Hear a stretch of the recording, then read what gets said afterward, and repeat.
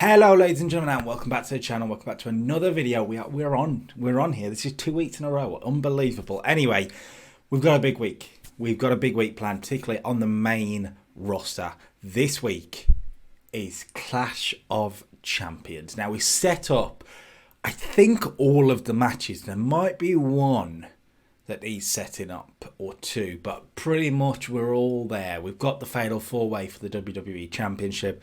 We've got Jeff and Bray Wyatt for the Universal Championship. We've got Big E and Kofi Kingston for the Intercontinental Championship.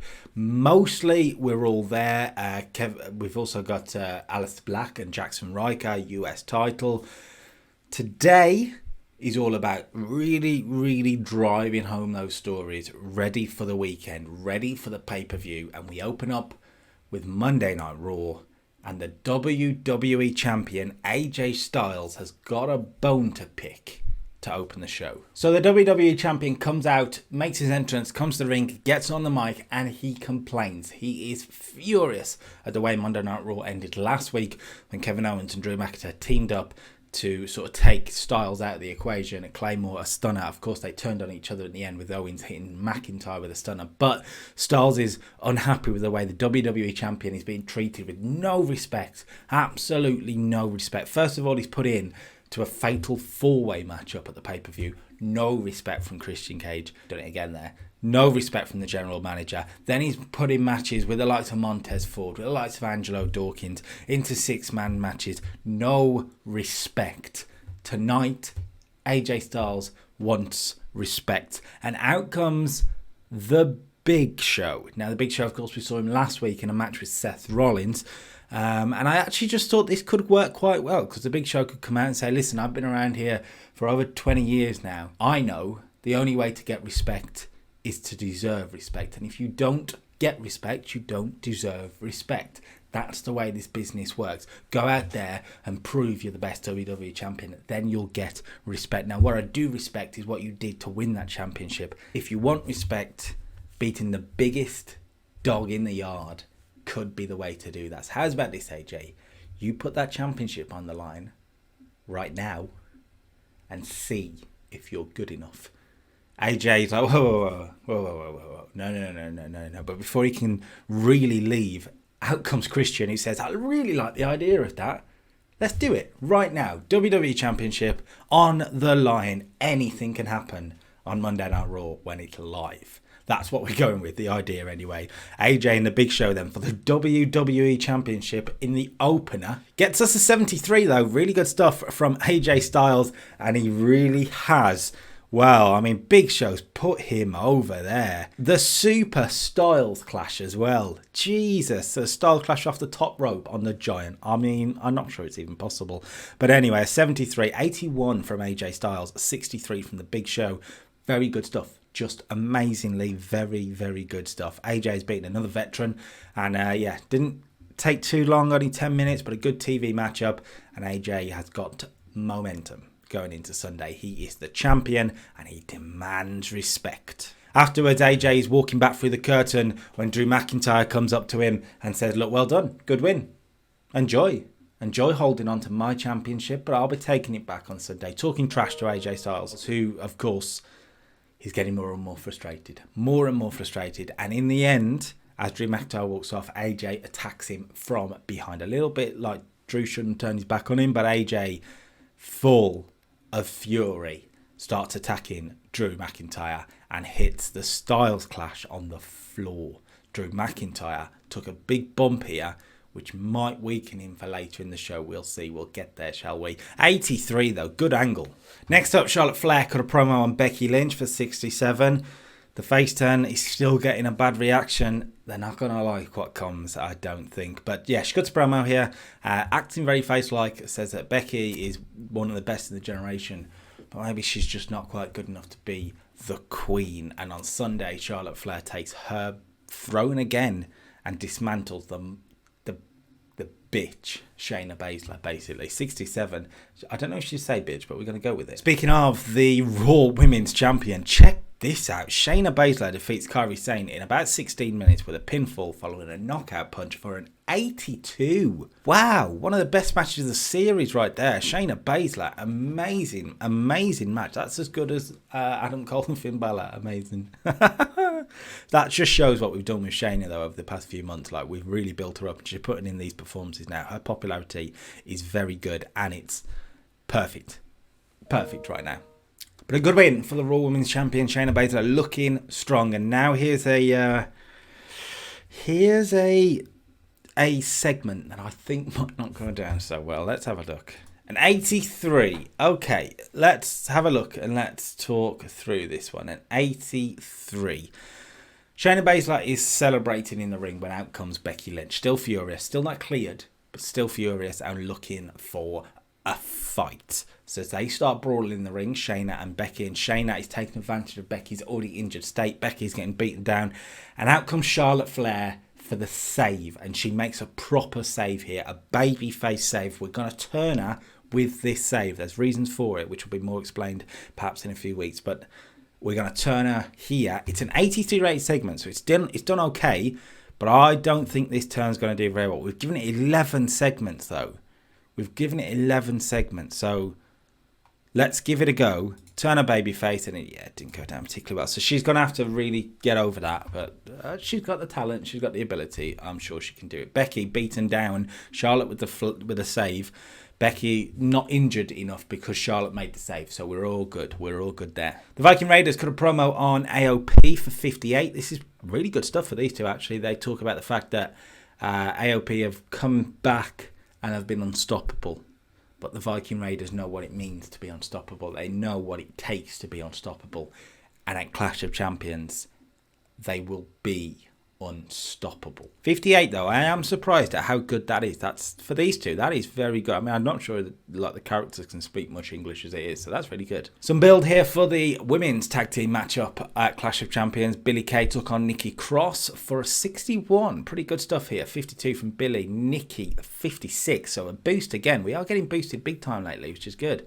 10 minutes or so it got, and a pinfall with a handful of the tights gives Billie Kay the victory.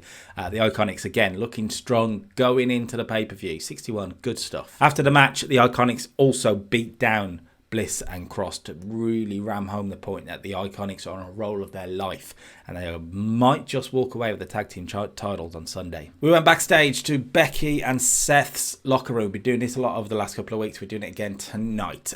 Becky enters the locker room. Seth says, look, this is what I told you. I told you not to go out there. This is what was going to happen. You're okay. I understand that, and that's fine, but you're lucky. You've gotten away with one, but you know what? It's fine. Now you're going to go and watch as a master shows how it's done to be a dominant force in that ring. Seth is still a heel, remember. He's a heel despite Becky being a face, so it's confusing a little bit, but Seth acts cocky, acts confident, and an 85 rated segment. Whoosh, yes. So Seth was very confident, but it turned out he probably shouldn't have been. A 75 rated matchup here. Seth with a performance of 86, worth clocking there, but the Street Profits defeat the Disciples, Seth Rollins and Murphy. So Murphy takes the pin, which is interesting. Montez Ford getting the victory over Murphy with the frog splash, but a 75, really good stuff. 58 from Murphy, not bad. Angelo Dawkins, 55, good stuff from Montez Ford with a 62, but of course it's Seth carrying this one. Seth, you can say, was really overconfident, and he got distracted on the outside, and Murphy got caught with the frog splash. That's what you can play into. 75 though, good stuff. After the break, we went back to the locker room where Seth enters furious. Becky's trying to be supportive, but Seth is absolutely furious, barks at her to get out and leave him alone. A really, really bad blowout here between these two is the idea. 71, not quite as good, but pretty good. Kevin Owens cut a promo on Randy Orton ahead of the main event tonight. Kevin Owens versus Randy Orton. Owens says, how's about we up the stakes a little bit, because one of us is not walking into Sunday. Well, they're not walking into Sunday at all. Let's put it this way. So Randy, why don't we make this a steel cage match? Bit of a challenge put out there from Kevin Owens here for 72. MVP and Bobby Lashley cut a promo on Apollo and Cedric. They say tonight they are confident that we are going to have a new member of the Hurt Business. A tease that something is about to go Smackdown. And Apollo was in action and he lost to Andrade after a distraction from MVP. A 69 for this one is okay. Andrade 68.55 from Apollo. But as you see, MVP costing Apollo Crews was the main bit of the story here. We managed to get Andrade a win, which is nice to build him back up now. I do have a long-term plan for Andrade. We've got to start having to put it into plan. We took the US title off him for a reason. So let's build him, and build him. So Apollo Crews takes the loss. And why has MVP cost Apollo Crews? Because there is a new member of the Hurt Business. And he comes out and attacks Apollo Crews and Cedric Alexander. Damian Priest debuts on Monday Night Raw. Yeah, that's right. Damian Priest has got the call up. Damian Priest has joined Bobby Lashley and MVP as part of the Hurt Business.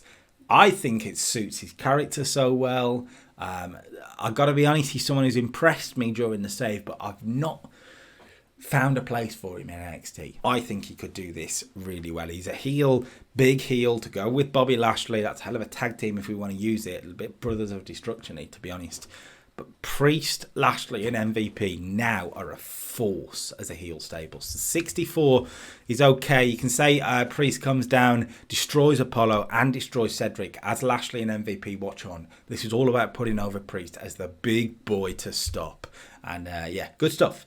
Good stuff. Damian Priest, part of the Hurt Business. And on Raw, Andrade cut a promo on Lana for 69 because he's asked about Lana being attacked last week by Jackson Ryker. Andrade says, well, good riddance to bad rubbish. It obviously wasn't working. Lana, she's got to be home for a bit. Oh, well, she's not going to be with me because Andrade now focuses on himself. Andrade focuses on getting himself to the very top of the WWE. 6-man tag action here, but only a short match, 5 minutes or so, and holy damn, I can see it. The Forgotten Sons defeat Akira Tozawa, R-Truth and Titus O'Neil. Jackson Ryker pins Akira Tozawa with an F5. He was head and shoulders above the rest with a 64, so a good performance from him, but he has sustained a torn meniscus. I'm pretty sure that's a long-term injury. That is not good. Thanks, Devon. We do see the post-match angle. Well, the idea here is that Aleister Black, as the Forgotten Sons are celebrating, the lights go out.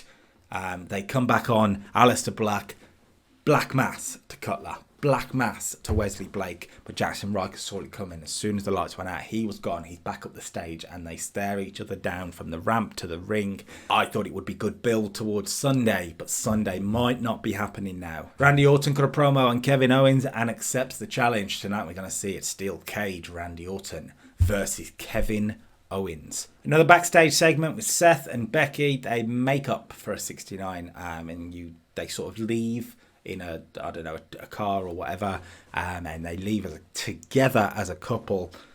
Seth Rollins and Becky Lynch are on the same page. Angel Garza and Rey Mysterio had a pretty decent matchup here for a 61. Rey beating Angel Garza, who's been getting a little bit of a mini push of recent late, but he's not quite enough to beat Rey Mysterio here. I did say keep him strong, which helped it. 59-62. Good, solid stuff. Two men. We've not got a lot going on at the moment.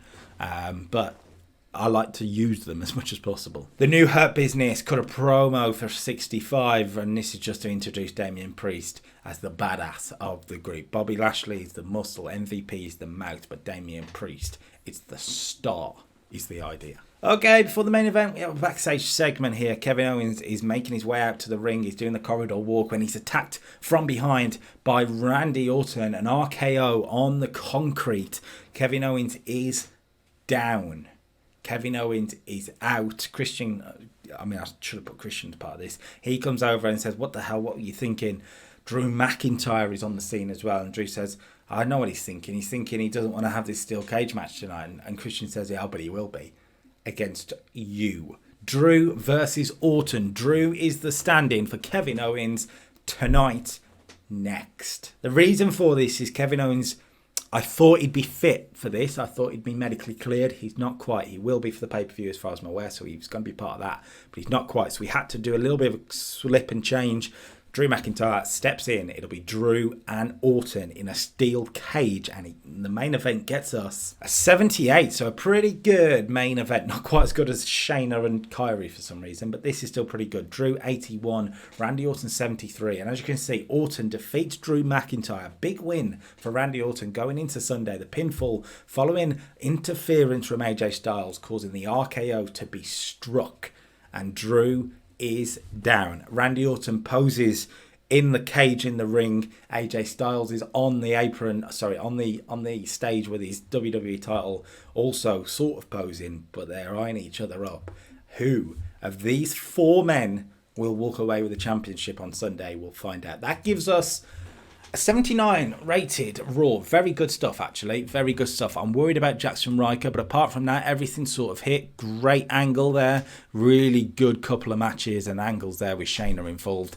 And good stuff from AJ at the start too. And a good main event. I'm pretty pleased with all of that. Let's have a look at Jackson Riker. Is he dead? Is he dead? Oh, damn it. 2 months and 3 weeks. I mean, we can perform the surgery. It's low risk, so we will perform the surgery. So he should be back quicker. So it's still 56 days though. So it's still it's still 2 months. He's out of the pay-per-view. God damn it. Now then. A real spanner in the works, that. A real spanner in the works.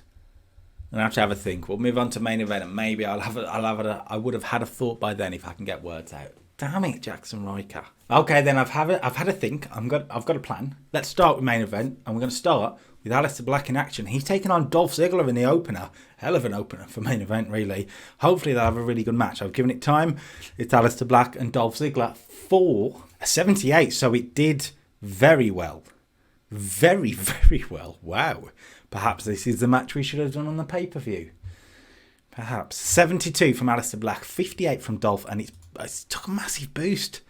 I don't really know why. Really good road agent work from Kane, etc. Either way, a 78. Killing it right now, we are. Absolutely killing it, and a good win for Aleister Black. Afterwards, he cut a backstage promo, and he's asked about Jackson Riker being taken out of the match. It's announced on social media.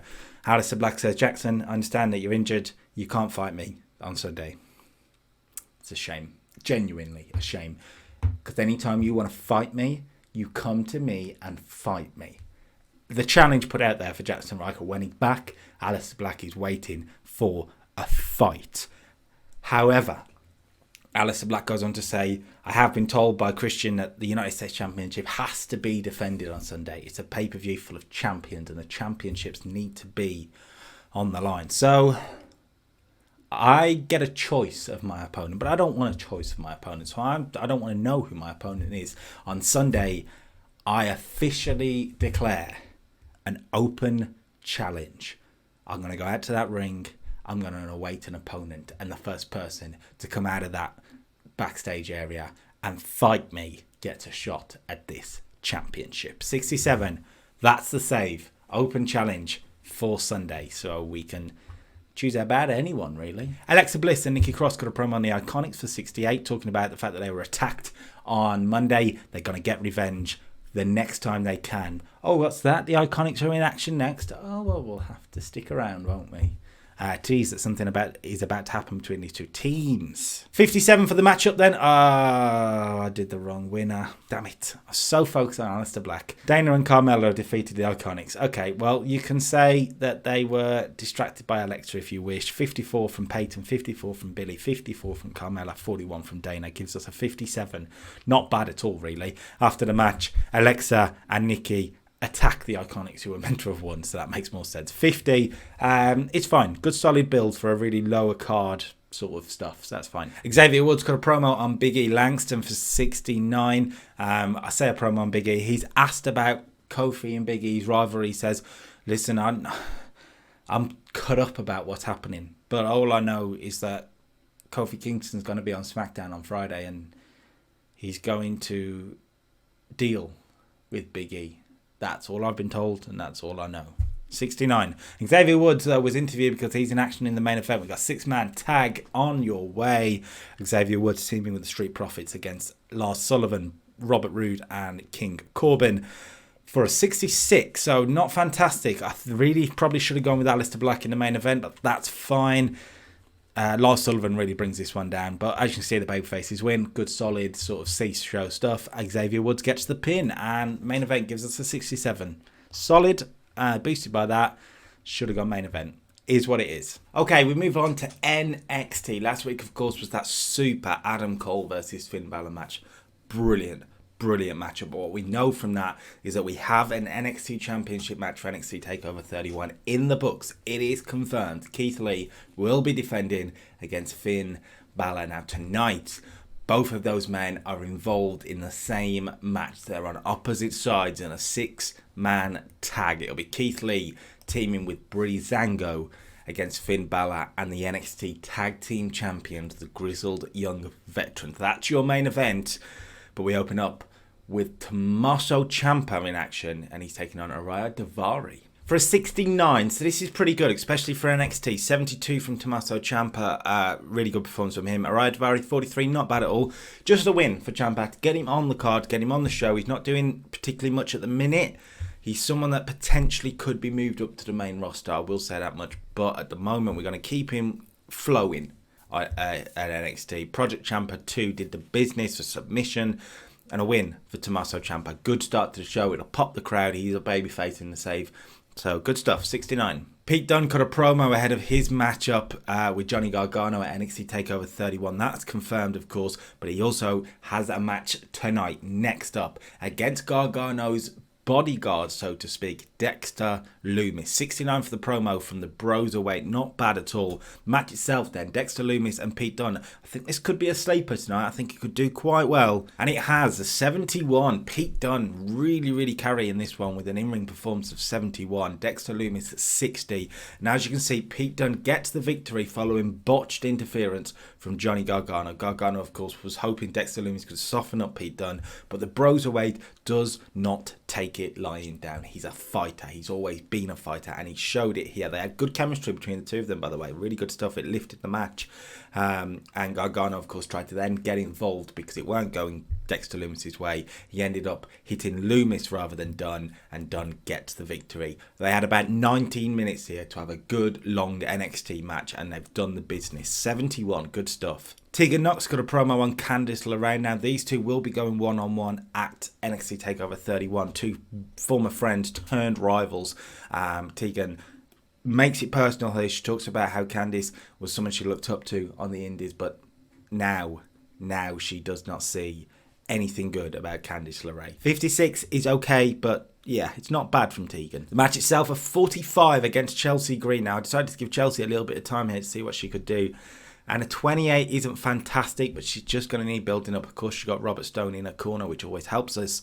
Tegan Nox, 48 performance, and she gets the victory with a Vulture Culture Destroyer. I'm not sure what that is, but whatever. 45, not bad. I mean, shiniest wizard, I would have thought, but it's fine. It's good stuff. It's good, solid stuff. It could be worse. After the match, Candice LeRae comes out to attack Tegan Nox. She gets the better of it on the outside and sends Tegan Nox, say, I don't know, whipping her into the barricade or something like that. The point is, Candice LeRae gets the physical upper hand going in to next week at least. So 51 is, yeah, it's okay. This isn't great, but we knew it would struggle. 36 for this. This is a argument backstage between Santos Escobar and Bronson Reed. Santos furious that Bronson Reed got himself involved last week. Of course, Bronson, the late addition to the tag match, and Santos didn't like it. They agreed tonight to go one-on-one, and it's next. It'll be Santos Escobar against Bronson Reed next. It gets us a 42, which is actually not bad.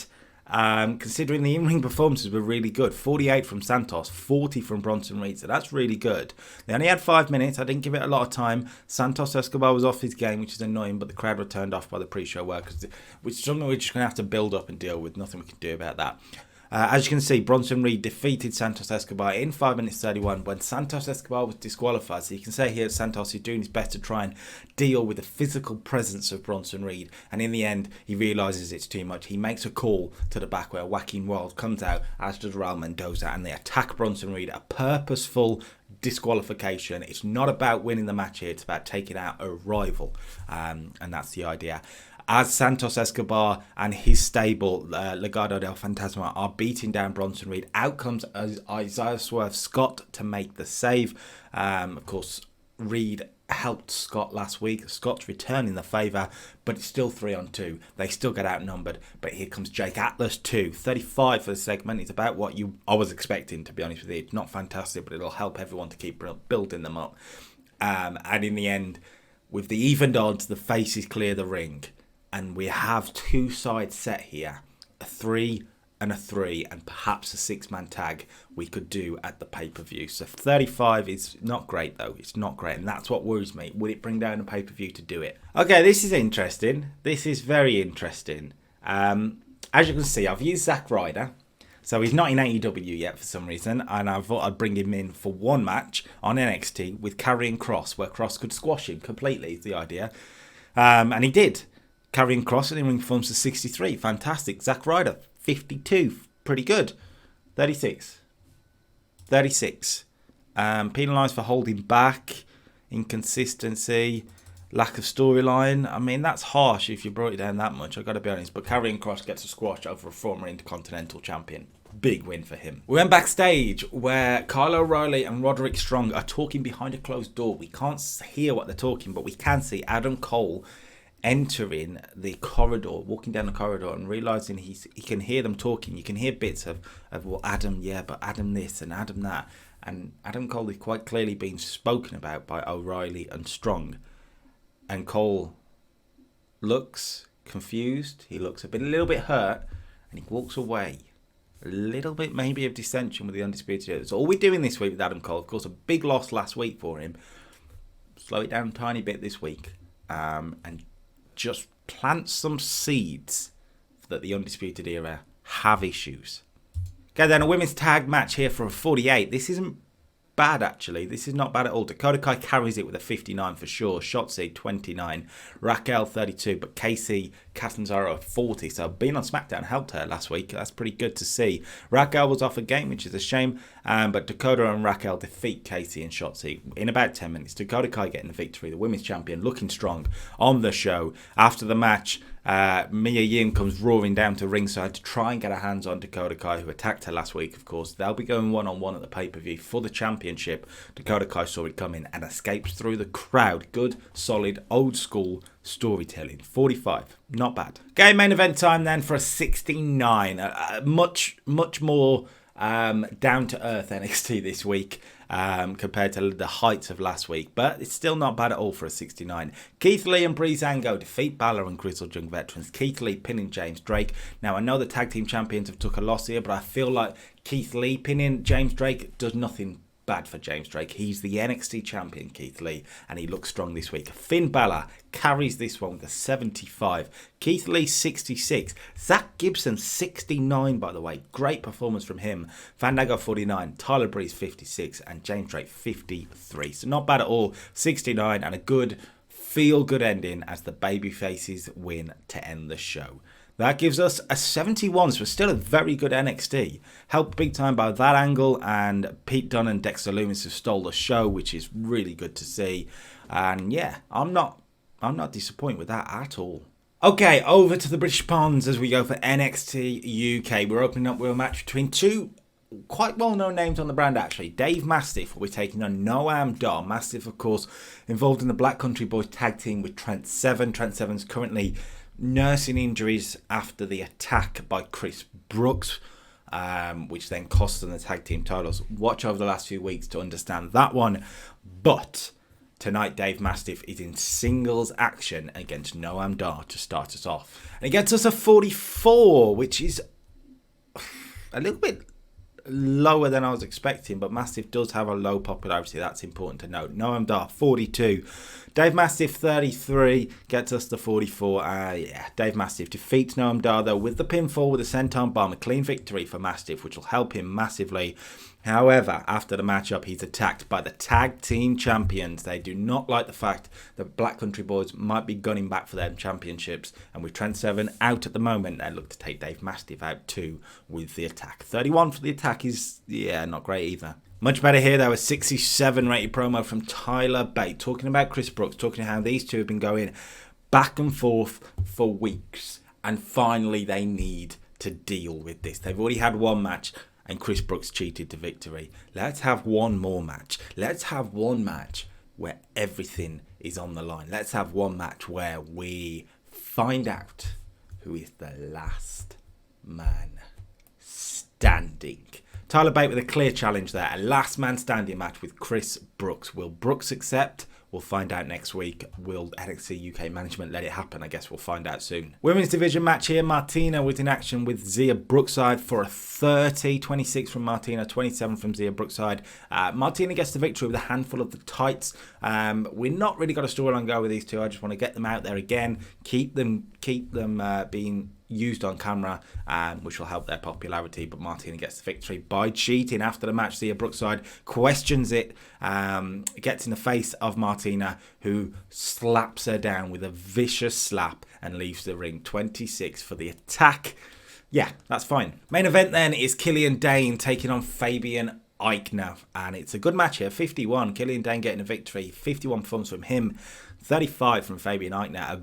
Another pinfall over an Imperium member for Killian Dane. Of course, he did beat Alexander Wolf a few weeks ago. He's now beaten Fabian Eichner, which means he's got one man in his sights. And after the match, he gets on the mic to end the show, calling out Volta. He says, Volta, get out here now and let's deal with this like men. Volta comes out. Eichner joins him on the stage, as does Alexander Wolf, and he says to the Imperium members, stay back, I will deal with this. And we have a big boy brawl. 61, good end to the show, good angle. Killian Dane and Volta brawl around ringside, and we go off air with these two just going at it. Referee's trying to split it up, but it's just not going to happen. These two can't be stopped, and they will fight and fight and fight. That gives us a 51 rated NXT UK. So big main event, pushed it big time. Good promo there, and actually that Mastiff and Noam Dar match wasn't too bad in the end. Pretty good stuff. It's not must see or anything, I get that, but it's solid. It's all right. Okay. It's Smackdown, it's Fox, we're ready to go. We are just 2 days away from Clash of Champions. Let's put the finishing touches on it and perhaps change up the card a tiny bit. We open up with a 77 rated segment, and out come the Usos, fully heel now. They have turned heel after last week, and they cut a heel promo here. They struggled off script, which is a bit of a shame, but they cut a heel promo. They explain exactly why they turned on Reigns and Bryan last week. They get on the mic and they say, listen, family is meant to have your back. Family is meant to support you. Family is meant to be with you. Now, when Jimmy Uso was injured at WrestleMania and the Usos had to take a break, where was family? Where was Roman Reigns? Where was Us? He wasn't there. And this is why the Usos did what they did last week. Because when they were injured, rather than helping him through all of the pain, all of the rehab, all of the recovery, Roman Reigns was out doing his own thing. Roman Reigns was out dealing with the Fiend. Roman Reigns was out dealing with The Miz and John Morrison and winning tag team championships, which the Usos are the masters of the tag team division. And Roman Reigns, rather than looking after his family, well, he only looked after himself. And the Usos have got an issue with that. The Usos do not like that. The Usos realised there and then that they don't need to look after other people. They need to look after themselves because nobody else is. So last week they sent a message, and on Sunday they win the tag team championships. Of course, Reigns and Bryan have had enough of hearing it, and out they come for a fight. They run off the Usos. The Usos do not get involved in the fight at the moment. Reigns and Bryan run them off. Reigns and Bryan are looking for a fight with the Usos tonight, but we already know we're going to get a matchup tonight. It is the Usos versus the Ring Workers, Mustafa Ali and Ricochet, and a potential inclusion into the tag team title match is on the line. So we're going to pick up with that in the main event. Good start to the show though, 77, good stuff. And the Usos explain their reasoning, which is what important, I think, after a heel turn. Great matchup here, a 77 to to open up the in-ring action, The Miz defeats Chad Gable in about 10 minutes after interference from John Morrison. 77 though, really good. The Miz in-ring performance of 74, Chad Gable's 59. So this is all about The Miz, and he's boosted the match too. Yeah, after obviously over the last few weeks, Miz and Morrison have been taking some losses. I feel like Miz in particular is someone we need to protect a little bit more and get some victories here and there. This is one of them. Chad Gable can afford the loss here. He's no important cog at the moment, and the Miz gets a victory. TV stuff, no real storyline, just a good wrestling match. Good stuff. Sasha Banks got a promo on Bayley for 64. Good promo from Sasha Banks. She talks about how on Sunday she gets rid of the friend, she gets rid of the role model, and she makes her tap out in the submission match. Sasha Banks, though, is in action against a mystery opponent, and that mystery opponent turns out to be Io Shirai. Now, this isn't a debut. I'm still going to use her on NXT. I just wanted to see what she'd be like on Smackdown. She's done pretty well. A 67 rated matchup, 60 performances from both. I think Io Shirai potentially could be put into the SmackDown Women's Division. There's a heel shortage in the SmackDown Women's Division, and Io Shirai could fit the bill. Again, we're not doing a lot with her on NXT at the moment. Maybe moving her up, and potentially a challenger for someone like Sasha Banks would be good. Sasha makes Io Shirai tap here, but you could tell the story that just makes Io Shirai go back and be more and more vicious. She goes to NXT, gets a little bit vicious, and then she moves up, or she comes straight up to SmackDown if we decide to do that, and get vicious after this loss. You could do. I'm playing with that idea in my head now, so that could happen. But a good win for Sasha Banks after the match, though. She is blindsided by Bayley, she's here to send a message, and she locks in the crossface. Of course, Banks does the bank statement, which is basically a crossface. So Bayley does her own spin on it here. The Bayley statement right here, and she wants Sasha Banks to tap out. She wants that to be the message going in to pay-per-view, the visual for everyone. But Sasha Banks isn't having it. And actually, Sasha Banks passes out. She passes out. She doesn't tap. She passes out. Bayley makes Sasha pass out just 2 days before the pay-per-view. Big E cut a promo on Kofi Kingston for 67. He says last week he went through Bo Dallas, and ever since he turned his back on Kofi Kingston, and ever since he realised what is right with the world, Big E has been on a roll. That roll continues on Sunday. Kofi Kingston is going to get what's coming to him, and he hears Kofi will be here tonight. Well, Kofi, I'm waiting. Big E, good promo. Ahead of his matchup, he was in action against Lince Dorado. And as you'd expect, it was a short matchup. 5 minutes or so, 62 it got, 55 from Dorado. Big E, 64, carrying this one, and a good confident victory for Big E Langston. Kofi is here for a fight, definitely, and he comes in Intercontinental Championship over his shoulder. He makes his entrance, no music, really sell that this is going to be about a fight. And he gets onto the stage, walks down the stage, and he's not stopping walking, but what he does do is unhooks his Intercontinental Championship, because for Kofi, it is not about the Intercontinental Championship. This is about a betrayal by one of his brothers, and he's here to put it right. Kofi enters the ring, and they start to brawl. However, Kofi is showing a more vicious style to him. He gets a steel chair. He nails Big E with a steel chair. And Kofi is getting really, really, really vicious, to the point that Big E has to escape. He has to escape through the crowd. The point being here is that Kofi Kingston is not a man to mess with right now. That segment gets us to 73, which is really good. Really good fire shown by Kofi Kingston, hopefully, and Big E. Yeah, these two I'm hoping will have a good match, but we're going to make a slight change to it. Before we do, though, the number one contender for the Universal Championship was in action. Jeff Hardy defeated Sheamus for 72. Real big boost to this one. Jeff Hardy 63, Sheamus 61. I wonder what boosted it so much. That got a massive boost. Good announce work done. Good road agent work from Ron Simmons. That's about it. Hot crowd as well, which is the main thing. And Jeff Hardy gets the victory with a twist of hate. After the match, he's expecting the Bray Wyatt attack. An 88 rated segment here. Let me talk you through it. The Bray Wyatt attack is coming. The Fiend makes his way to the stage. But the lights go out again.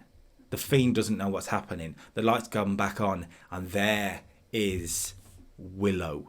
Jeff Hardy's alter ego himself. The more vicious side of Jeff Hardy, the monstrous side of Jeff Hardy is here to fight the monstrous side of Bray Wyatt. It's the Fiend versus Willow, and Willow gets full on vicious chair shots, the lot, and a twist of hate on the stage, and the Fiend is down. Willow leaves the Fiend laying as we head in to the pay-per-view. The whole point of this is to show that Jeff Hardy's got his own side and introduce Willow to this demonic fight for the Universal Championship. 88 though, fabulous segment. Big boost from Bray Wyatt, as you'd expect. We go backstage into JBL's office when in comes Xavier Woods, and he's got a plea for the Smackdown general manager. He says, listen, I understand that you booked this match, but please, we can't do this. We can't have this. Two of my brothers want to tear each other apart, and you're letting this happen. I can't watch it. I can't do it. And JBL says, you know what, you're right. We can't control this. But you can. Because you are going to be special guest referee for the match on Sunday. That's right, Xavier Woods will be special guest referee for the match between Kofi Kingston and Big E Langston for the Intercontinental Championship at Clash of Champions. New Day. 6-man tag action here as the Artist Collective, Sami Zayn, Cesaro and Elias defeat Bo Dallas and Heavy Machinery. Sami Zayn getting a victory over Bo Dallas with a haluva kick. 62 from Elias, 69 from Cesaro. Was the best of a lot actually from Cesaro. Sami Zayn 68, not bad at all. Otis 68 as well, interestingly. Bo Dallas and Tucker into the mid-50s, which is fine. 63 is pretty good, to be honest with you. Solid 6-man tag match, 3 stars. Good stuff. No storyline for a lot of them at the moment. But Sami Zayn is starting to rack up some wins again, which is good. Backstage, a promo from the ring workers ahead of the main event. Really good promo here from Ricochet and Mustafa Ali. A segment rating of a 17. They both work well, using the freedom, not being scripted. Very good stuff. And now it is time then, ladies and gentlemen, for the main event. The Usos, fully heels now, in action in their heel characters against Ricochet and Mustafa Ali. And now remember, if Ricochet and Mustafa Ali win, they will be inserted into the match at Clash of Champions, and we will have a triple threat tag team contest. The winners then, and the match rating. Let's have a look. Well. We get a 78. Fantastic stuff. The Usos, 72 and a 71 apiece. Ali was the weak link with a 59, but Ricochet, 75, killing it as well. Usos, great chemistry together, which boosted this one. And as you can see, the ring workers get the victory. Now, let me talk you through the finish here. Consistently through the match, the Usos are in control. However, while they're in control, they're getting cocky. They're starting to do yes chants. They're starting to mock Roman Reigns as well, doing the ooh thing, whatever he does that makes no sense. But anyway, he does that. The Usos are mocking the tag team champions. They are, of course, already on the hunt for them, Reigns and Bryan. Out come Reigns and Bryan. It's more Reigns here. The music hits, and that causes the distraction, which means Ricochet can roll up Jey Uso. 1, 2, 3. The ring workers have done it. They've won the match, but Roman Reigns is still here for a fight. The Usos see it come in. They escape. We do not get the fight. We have the two babyface teams in the ring with a championship between them as well to end the show. The Usos watching on from the apron, and a triple threat is set for the pay-per-view. 78 are really good stuff from these. Really impressed with Ricochet and the Usos back. It's so good to have them back because they can put on these type of matches, and it's done very, very well. The main event then, 78, gets us a 79 rated Smackdown. Same as Raw. We've been killing it this week. Very good stuff. Good NXT. NXT UK weren't bad. Main event was all right. Raw and SmackDown have killed it again. And we are rolling into the pay-per-view. We're going to go through the pay-per-view for you now. There's no graphics at the minute because I just don't have the time to do it. But enjoy my face talking about it because it's going to be brilliant. Okay then, the matches for the pay-per-view look like this. Well, I'm going to run through it quickly. As I say, I've got no graphics, so I'm not going to go into it too much.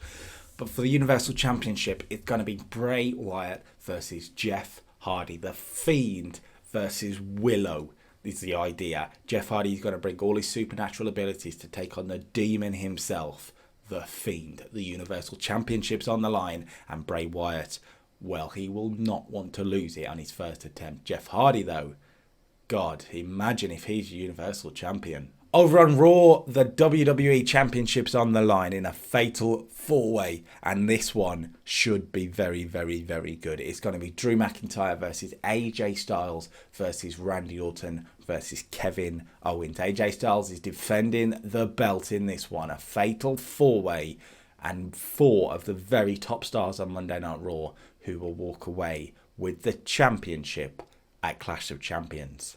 Now, the Intercontinental Championship will also be on the line in a New Day implosion. It's going to be Big E taking on the champion, Kofi Kingston. Kingston beat Sami Zayn for it at SummerSlam. Big E turned on him there. Big E gets his title shot tonight. He's been on an unstoppable roll since turning on Kofi Kingston. However, the little inklage on this that we added in on SmackDown just now could be important. A special guest referee, Xavier Woods. Whose side is he on? Is he on Kofi's or Big E's? We'll find out on Sunday with the Intercontinental Championship hanging in the balance. From one mid-card title to another, we go over to Monday Night Raw now. We have been building a United States Championship match between Jackson Ryker and Aleister Black. However, Ryker's injury means that match will not be happening. We do know the United States Championship will be on the line at the pay-per-view. Aleister Black has announced an open challenge. Who will answer it? Will it be a Raw superstar? Will it be a SmackDown superstar? Will it be an NXT superstar? Anybody is eligible who will answer the challenge and take on Aleister Black for the United States Championship on Sunday. Staying with Raw, we've got the Raw Tag Team Championships on the line between 2 powerhouse teams. It's going to be the AOP defending the belts they won at SummerSlam against Viking Raiders, 2 monstrous tag teams. This is a hoss battle if you've ever seen one. Akam Razor, AOP against Eric and Ivar, Viking Raiders. Will the Tag Team Championship stay within the Disciples? Of course, no Seth Rollins on the card, no Murphy on the card for this one. So AOP are the sole Disciples matchup, and they need to stand tall for their stable. Over on SmackDown, their tag team championships, as we just saw, will be on the line in a triple threat tag team matchup. Reigns and Bryan defend their belts against the newly turned heel USOS and the ring workers Mustafa Ali and Ricochet. 6 fantastic talent, and I'm going to say this now, this is potentially match of the night, match of the year contender. I think it's going to be brilliant. You got Reigns and Bryan, you got the Usos, you got Ricochet in there. Ali is the weak link, and when Mustafa Ali is your weak link, you know you've got a good match on your hand. This is the one to watch out for. The SmackDown tag titles are on the line. It's a personal battle for the SmackDown Women's Championship. It's Sasha Banks against Bayley in a rematch from SummerSlam, but this time it's a submission matchup. You would think that would favour Sasha Banks with the bank statement, but actually, as we saw on SmackDown, Bayley's got a few tricks up her sleeve. She made the champion pass out. If she does that on Sunday, she regains her championship. Who will come out on top between the battle of the role models? Sasha did at SummerSlam. Will Bayley get her revenge? We'll find out on Sunday. Over on Raw, we've got a triple threat for the Raw Women's Championships. Shayna Baszler managed to make Becky Lynch tap out at SummerSlam. Becky is looking for revenge. She hasn't been able to wrestle for a few weeks. She's not been medically cleared in storyline. She's raring to go for Clash of Champions. But there is one woman who's being underlooked into this one, overlooked even. Charlotte Flair. She's been added to the matchup. She's been on a roll herself. She's just turned babyface on Monday Night Raw. So Shayna has got 2 big talents hunting her down. And finally, because all championships must be on the line, all main roster championships must be on the line in Clash of Champions, so we have the Women's Tag Team Championships on the line. Alexa Bliss and Nikki Cross defend against the Iconics, who have been on one heck of a roll recently. Will Peyton Royce and Billie Kay show what they've got to be Tag Team Champions again? We'll find out on Sunday. So that's your card. Full card for you there. This should be a very, very good pay-per-view. If the SmackDown tag titles kill it, it should be fantastic. I'm hoping Bray and Jeff will kill it. I am really confident in the Raw WWE Championship match to kill it. You've got Big E and Kofi, who may surprise everyone. You've got the women's division matchups, which should be fantastic. This could be good. And don't forget the United States Championship Open Challenge. I've got a plan for it, and it should be pretty damn good. Let's see what happens. Make sure you subscribe to the channel so you don't miss out on any of the videos. That video will be coming on Sunday, so like this video to show me that you like what I've done this month. You like the people I'm pushing, and they'll carry on being pushed. It's as simple as that. Until next time, peace.